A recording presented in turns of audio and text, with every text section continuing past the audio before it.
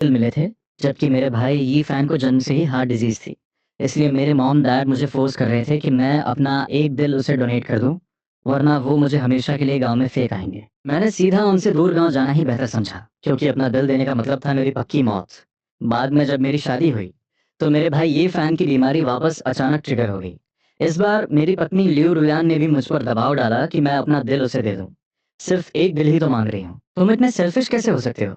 लेकिन मैं भी तो जीना चाहता हूँ। बिना दिल के मैं ज़िंदा कैसे बचूँगा? लियू रुयान का चेहरा एकदम कठोर हो गया। तुम्हारे पास 2 दिल हैं, अगर एक दे भी दोगे तो दूसरे के सहारे ज़िंदा रहोगे। लेकिन तुम्हारा भाई अलग है, तुम्हारे दिल के बिना उसका सिर्फ़ मरना तय है। मैंने बचपन में ही एक सर्जरी करवाई थी। मैं अपना एक दिल पहले ही डोनेट कर चुका हूँ और मेरा वो दिल अभी इसी वक़्त तुम्हारे ही अंदर धड़क रहा है। लेकिन लियू रुयान को लगा कि मैं अपना दिल न देने के बहाने बना रहा हूँ। उसने मुझे फ़ोर्सफुली ऑपरेशन टेबल पर बाँध दिया और एनेस्थेटिस्ट को मुझे एनेस्थीसिया देने का ऑर्डर दे दिया। टेंशन मत लो। मैं तुम्हें किसी भी कीमत पर जिंदा बचा लूंगी। लियू रुयान के मेंटर ने पहले भी हार्ट ट्रांसप्लांट सर्जरी सक्सेसफुली की थी, इसलिए उसके अंदर बहुत ओवर कॉन्फिडेंस था कि वो मुझे मौत के मुंह से बचा लेगी। जब तुम्हारा भाई पूरी तरह से रिकवर हो जाएगा तो तुम्हारी सारी फैमिली तुम्हें अपना लेगी और मैं भी हमेशा तुम्हारे साथ रहूंगी।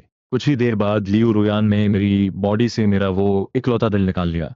उसने बिना उसे ठीक से चेक किए उस दिल को उठाया और सीधा मेरे भाई ये फैन के ऑपरेशन थिएटर की तरफ भाग गई। मैं वहां ऑपरेशन टेबल पर बिल्कुल अकेला आखिरी सांसें गिन रहा था। तभी मॉनिटरिंग मशीन के शार्प बीप साउंड ने वार्ड में खड़े डॉक्टर्स की नींद उड़ा दी। ये मर कैसे गया? क्या इसके पास 2 दिल नहीं थे? लियू रुयान का एक कॉलीग बहुत घबराया हुआ था। तभी वहां खड़े एक दूसरे डॉक्टर ने कहा, डॉक्टर लियू रुयान ने कहा था कि इसके साथ जो चाहो करो। मर गया तो अच्छा ही हुआ, इसने काम ही इतने घटिया किए थे। अपने सगे भाई को मरते हुए छोड़ देने की बात तो दूर, इसने तो डॉक्टर लियू रुयान को भी सेड्यूस करने की कोशिश की थी। पहले कॉलीग ने पूछा, तो अब इस बॉडी का क्या करें? किसी का यहाँ आकर क्लेम करने का वेट करते हैं। अगर कोई नहीं आया तो मॉर्ग वालों को इसे खुद डिस्पोज करने देंगे। ये बोलकर उस ऑपरेशन रूम के सारे डॉक्टर्स वहां से निकल गए और दूसरी तरफ लियू रुयान पूरे फोकस के साथ ये फैन की सर्जरी कर रही थी। वो काफी कॉन्फिडेंट थी, पर अपनी पूरी लाइफ में उसने कभी हार्ट ट्रांसप्लांट नहीं किया था। पर किस्मत से कुछ ही घंटों बाद उसने सक्सेसफुली सर्जरी पूरी कर ली। जब ये फैन की हालत स्टेबल हो गई तब जाकर उसको मेरी याद आई। लियू रियान वापस ऑपरेशन थिएटर में मुझे देखने जाने ही वाली थी कि कॉरिडोर में उसकी मुलाकात अपने उसी कॉलीग से हुई। उसने पूछा, मेरा हस्बैंड कहाँ है? कॉलीग ने थोड़ा सोचा और बोला, क्या वो अभी तक वार्ड में वापस नहीं गया? फिक्र मत करो, सर्जरी के बाद जरूर कोई ना कोई नर्स उसका ध्यान रख रही होगी। लियू रुयान को इन बातों में कुछ भी अजीब नहीं लगा। उसको लगा कि हॉस्पिटल के स्टाफ की वजह से वार्ड की नर्सेज मेरी स्पेशल केयर तो कर ही लेंगी। ये सोचकर लियू रुयान सुकून से वापस अपने ऑफिस आई और अपने रेगुलर काम में लग गई। एक दिन गुजर गया। ये फैन आखिरकार होश में आया और लियू रुयान उसके बिल्कुल बगल में बैठी थी। तुम फाइनली उठ गए, सर्जरी बहुत स्मूथ गई है, अब तुम्हारे नए दिल में आगे कोई प्रॉब्लम नहीं आएगी। यी फैन ने अपने नए दिल पर हाथ रखा, ये सोचकर कि सालों से परेशान करने वाली बीमारी अब जा चुकी है। वो रोते हुए लियू रियान के गले लग गया। लियू रियान उसकी पीठ सहलाने लगी और उसे इमोशंस पर कंट्रोल रखने को कहा। वार्ड की एक नर्स ने यह देखा तो मजाक में बोली, डॉक्टर लियू रियान सच में अपने हस्बैंड से बहुत प्यार करती हैं। ये सुनते ही लियू रियान फ्रीज हो गई। उसे तुरंत याद आया कि मैं अभी भी हॉस्पिटल के किसी दूसरे वार्ड में पड़ा हूं। उसने तुरंत क्लियर किया, आपको गलत फहमी हुई है, ये मेरा हस्बैंड नहीं है। तुम आराम करो, मैं फांग युआन को एक बार देख कर आती हूँ। और जैसे ही लियू रियान उठने वाली थी, ये फैन ने अचानक उसका हाथ कस के पकड़ लिया। मैंने पेरेंट्स से मेरी इस सर्जरी का सच छुपाया है। ये मेरी रिकवरी का सबसे क्रूशियल टाइम है। अगर मेरे आसपास कोई नहीं होगा तो मुझे डर है कि मैं अकेले ठीक नहीं हो पाऊंगा। लियू रोयान ने ये फैन का बीमार फेस देखा तो उसका दिल पिघल गया। उसने दिमाग में ये भी सोचा कि डॉक्टर्स और नर्सेज वहां मेरी थोड़ी बहुत केयर तो कर ही रहे होंगे। ठीक है, मैं कुछ दिन और यहाँ तुम्हारे पास रुकूंगी। उधर मॉर्ग के उस ठंडे कमरे में एक स्टाफ मेरी अकेले पड़ी बॉडी को घूर रहा था। 2 दिन बीत गए और कोई इस बॉडी को क्लेम करने नहीं आया। अब इसका क्या करें? दूसरा स्टाफ जो सफाई कर रहा था बोला, क्या घूर रहे हो खड़े होकर, जल्दी इसको पैक करो ताकि हम टाइम पर शिफ्ट खत्म करके निकलें। उन दोनों ने मिलकर एक गार्बेज बैग लिया और मेरी बॉडी को केयरलेसनेस के साथ उसमें फेंक दिया। 2 दिन और गुजर गए। जब लियू रुयन ने देखा कि ये फैन अब रिकवर हो रहा है तब जाके उसे मेरी दोबारा याद आई। पर जब वो मेरे वार्ड में आई तो बेड पूरा खाली पड़ा था। एक नर्स वहां की बेडशीट चेंज कर रही थी।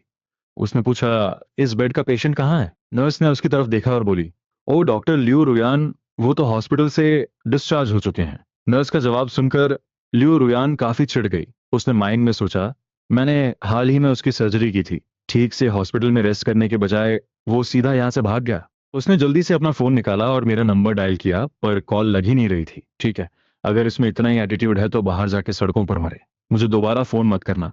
लियू रुयान भड़कती हुई ये फैन के कमरे में वापस आई। ये फैन ने उसकी इरिटेशन देखी और कहा, क्या फैंग युआन मुझसे अभी भी इतना नाराज है? वो तुम्हें माफ नहीं कर रहा है ना?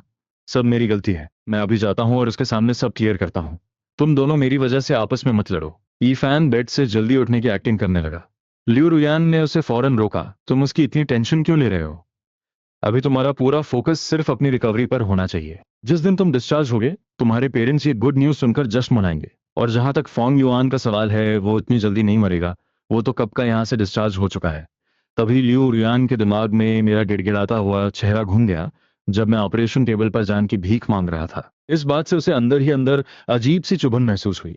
वो अब तक समझ नहीं पा रही थी कि मैं ये फैन का खून का रिश्ता होकर भी उसे मरते हुए कैसे छोड़ सकता था।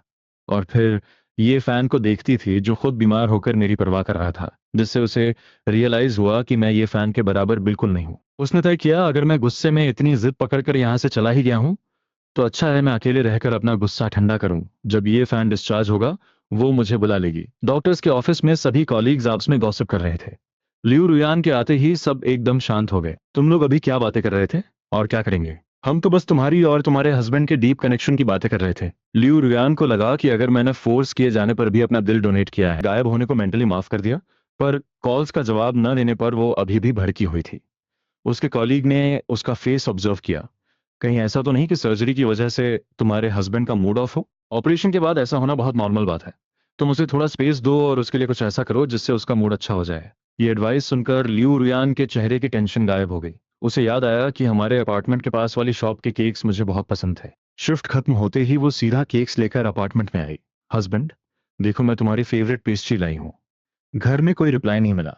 और जैसे ही उसने बॉक्स टेबल पर रखा, उसकी नजर उन पेपर्स पर पड़ी जो मैंने टेबल पर एक हफ्ते पहले ही छोड़ दिए थे।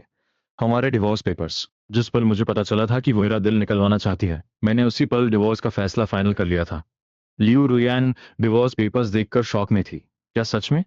एक मामूली से दिल की ही तो बात थी और सिर्फ इस छोटी सी बात पर इसने मुझसे डिवोर्स मांग लिया। लियू रुयान ने गुस्से में आकर वो केक कचरे के डिब्बे में फेंक दिया। अगर नहीं चाहिए घर तो हमेशा के लिए दफा हो जाओ यहाँ से। तभी उसका फोन बजा। लियू रुयान ने स्क्रीन देखी। रुयान बेटा, आजकल फांग युआन कहाँ है? ये मेरे डैड थे। उनका मुझे लेकर फोन करना बहुत रेयर था, क्योंकि वो अपनी सारी लाइफ सिर्फ और सिर्फ ये फैन के बारे में ही सोचते थे। लियू रुयान ने सोचा, और उसे लगा कि सिर्फ मेरे मॉम डैड के प्रेशर से ही मैं वापस लौटूंगा। वैसे भी ये फैन काफी स्टेबल था, तो उसने फाइनली मेरे डैड को ये फैन की ट्रांसप्लांट सर्जरी की पूरी न्यूज बता दी। सुनते ही दोनों पेरेंट्स रात के वक्त हॉस्पिटल पहुंच गए। तीनों गले मिलकर रोए।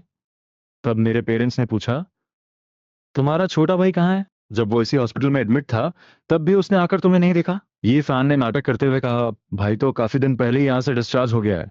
मेरी मॉम का मूड तुरंत भड़क गया। वाओ, उसकी फिटनेस चेक करो, सर्जरी के 2 दिन बाद ही निकल गया। क्या उसे लगता है बाहर उसकी मौत उसका इंतजार नहीं कर रही?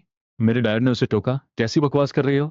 ये फैन का ऑपरेशन तो हो गया, पर कल को आगे जाकर उसकी हेल्थ में इशू आया और फैंग यूएन जिंदा न बचा, तो ये फैन का क्या फ्यूचर रहेगा? मेरी मॉम ने अपने मुंह पर ही थप्पड़ मारा। थू थू। अगर उस फैन युआन को किसी वजह से मरना ही है, तो पहले ये फैन की प्रॉब्लम्स खत्म हो जाएं, फिर मरे। ये फैन बेटा, तू चिंता मत कर, तेरे मॉम डैड हमेशा तुझे प्रोटेक्ट करेंगे।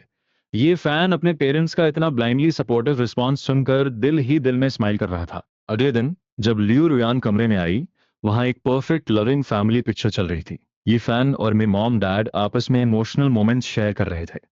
लियू रुयान को ये थोड़ा चुभने लगा, क्योंकि उसने मेरे पेरेंट्स को मेरे साथ कभी ऐसा प्यार दिखाते हुए नहीं देखा था। अरे यार रुयान, ये फैन को नया दिल मिलने के पीछे तुम्हारा ही बड़ा हाथ है। लियू रुयान ने उनसे डायरेक्टली पूछा कि क्या मेरा कोई अता पता मिला?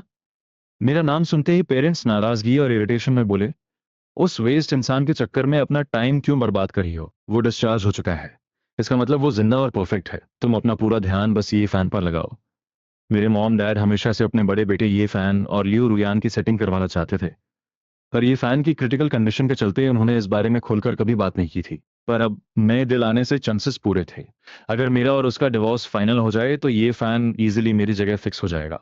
तभी एक स्टाफ रूम में एंटर हुई और हंसकर बोली, वाह डॉक्टर लियू रुयान, आप सच में अपने इस हस्बैंड से बहुत प्यार करती हैं, जो लगातार ऐसे ख्याल रखती हैं। पेरेंट्स को तो ये सब ठीक ही लगा, और वहां लेटा ये फैन ब्लश करने लग गया। पर खड़ी लियू रुयान एकदम से भड़क गई। तुम्हें किसने कह दिया कि ये इंसान मेरा हस्बैंड है? कॉलीग ने उसके गुस्से को लाइटली लिया और हंसते हुए चली गई।